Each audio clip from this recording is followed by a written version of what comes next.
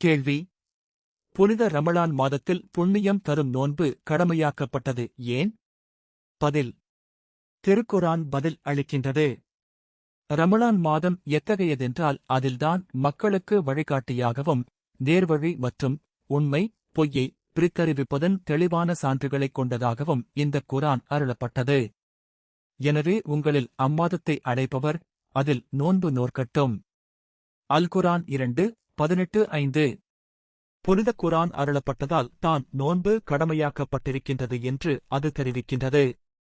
தூர் மலையை உங்களுக்கு மேலாக உயர்த்தி நாம் வழங்கிய தவ்ராத் வேதத்தை உறுதியாக பிடித்துக் கொள்ளுங்கள்.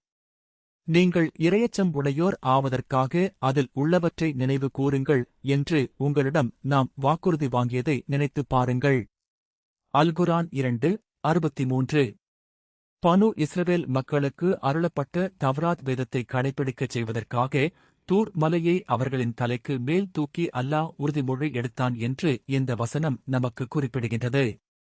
ஆனால் அவர்கள் அதற்கு மாறு செய்துவிட்டார்கள். இதைத்தான் திருக்குர்ஆன் பின்வருமாறு குறிப்பிடுகின்றது: நாங்கள் செவியுற்றோம், மாறு செய்தோம் என்று அவர்கள் கூறினர். அல் குர்ஆன் 2:93. அவர்களுக்கு தூர் மலை தலைக்கு மேல் தூக்கி தவ்ராத்தை கடைபிடிக்குமாறு கட்டளையிட்டான். ஆனால் நமக்கோ ஒவ்வொரு வருடமும் நம்மை நோன்பு நோற்கச் செய்து குர்ஆனை வலுவாக பற்றி பிடிக்கச் சொல்கின்றான். இந்த வகையில் நாம் அல்லாஹ்வுக்கு நன்றி செலுத்த கடமைப்பட்டிருக்கும் வேளையில் நாம் குர்ஆனை வலுவாக பற்றி பிடித்திருக்கின்றோமா என்றால் இல்லை என்பதுதான் நமது பதிலாக இருக்கின்றது. அந்த பதில்தான் நம்மிடம் செயல்பூர்வமாக இருக்கின்றது. உதாரணத்திற்கு எடுத்துக்கொள்வோம்.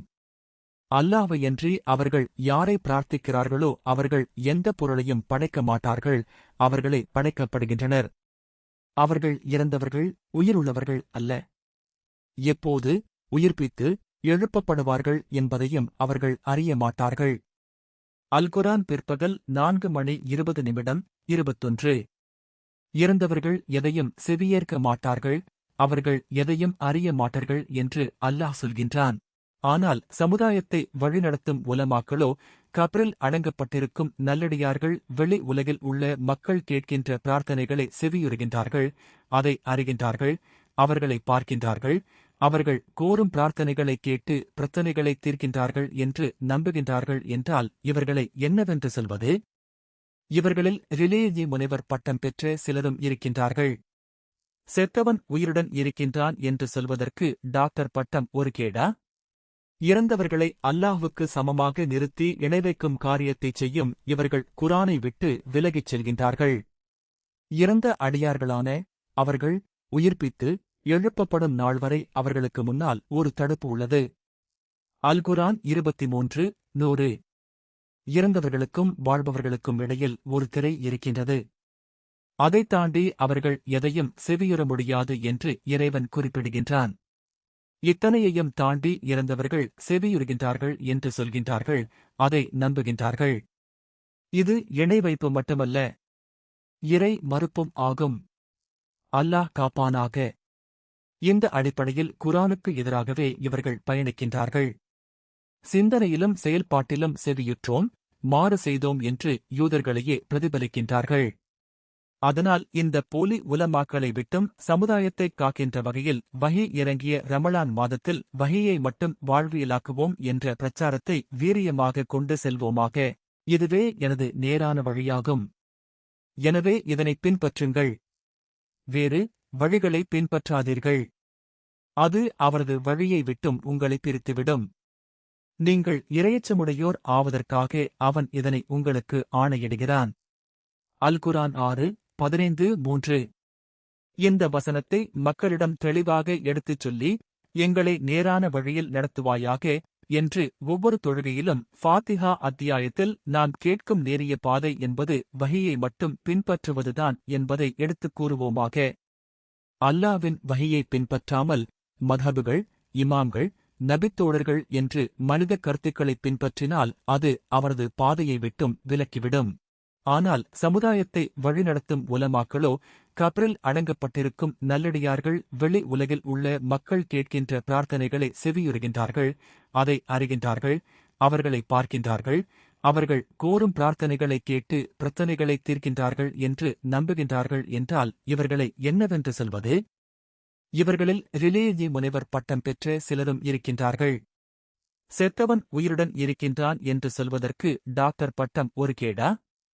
இறந்தவர்களை அல்லாஹ்வுக்கு சமமாக நிறுத்தி இணைவைக்கும் காரியத்தைச் செய்யும் இவர்கள் குரானை விட்டு விலகிச் செல்கின்றார்கள். இறந்த அடியார்களான அவர்கள் உயிர்ப்பித்து எழுப்பப்படும் நாள் வரை அவர்களுக்கு முன்னால் ஒரு தடுப்பு உள்ளது. அல்-குர்ஆன் 23:100. இறந்தவர்களுக்கும் வாழ்பவர்களுக்கும் இடையில் ஒரு திரை இருக்கின்றது. அதைத் தாண்டி அவர்கள் எதையும் செவியுற முடியாது என்று இறைவன் குறிப்பிடுகின்றான். இத்தனையையும் தாண்டி இறந்தவர்கள் செவியுறுகின்றார்கள் என்று சொல்கின்றார்கள், அதை நம்புகின்றார்கள். இது இணை வைப்பு மட்டுமல்ல, இறை மறுப்பும் ஆகும். அல்லாஹ் காப்பானாக. இந்த அடிப்படையில் குர்ஆனுக்கு எதிராகவே இவர்கள் பயணிக்கின்றார்கள். சிந்தனையிலும் செயல்பாட்டிலும் செவியுற்றோம், மாறு செய்தோம் என்று யூதர்களையே பிரதிபலிக்கின்றார்கள். அதனால் இந்த போலி உலமாக்களை விட்டும் சமுதாயத்தைக் காக்கின்ற வகையில் வஹி இறங்கிய ரமலான் மாதத்தில் வஹியை மட்டும் வாழ்வியலாக்குவோம் என்ற பிரச்சாரத்தை வீரியமாக கொண்டு செல்வோமாக. இதுவே எனது நேரான வழியாகும். எனவே இதனைப் பின்பற்றுங்கள். வேறு வழிகளை பின்பற்றாதீர்கள். அது அவரது வழியை விட்டும் உங்களை பிரித்துவிடும். நீங்கள் இரையச்சமுடையோர் ஆவதற்காக அவன் இதனை உங்களுக்கு ஆணையிடுகிறான். அல்-குர்ஆன் 6:15-3. இந்த வசனத்தை மக்களிடம் தெளிவாக எடுத்துச் சொல்லி, எங்களை நேரான வழியில் நடத்துவாயாக என்று ஒவ்வொரு தொழுகையிலும் ஃபாத்திஹா அத்தியாயத்தில் நாம் கேட்கும் நேரிய பாதை என்பது வஹியை மட்டும் பின்பற்றுவதுதான் என்பதை எடுத்துக் கூறுவோமாக. அல்லாஹ்வின் வஹியை பின்பற்றாமல் மத்ஹபுகள், இமாம்கள், நபித்தோழர்கள் என்று மனித கருத்துக்களைப் பின்பற்றினால் அது அவரது பாதையை விட்டும் விலக்கிவிடும். மத்ஹபை பின்பற்றும் பள்ளிகளில் ரமலான் மாதத்தில் ஒரு கூத்து நடைபெறும். ஃபர்லான தொழுகையையும் அதைத் தொடர்ந்து இரவு தொழுகையையும் ஒரே ஜமாஅத்தாக தொழுவார்கள். ஆனால் வித்ரு தொழுகையை மட்டும் ஹனஃபி, ஷாஃபி என்று 2 அணிகளாக பிரிந்து தொழுவார்கள். இதற்கு காரணம் இறைச்செய்தியான வஹியை பின்பற்றாதது தான் என்று அம்மக்களிடம் அடித்து சொல்வோமாக. வீடியோ பிடித்திருந்தால் லைக் செய்யுங்கள், சேனலை சப்ஸ்கிரைப் செய்யுங்கள்.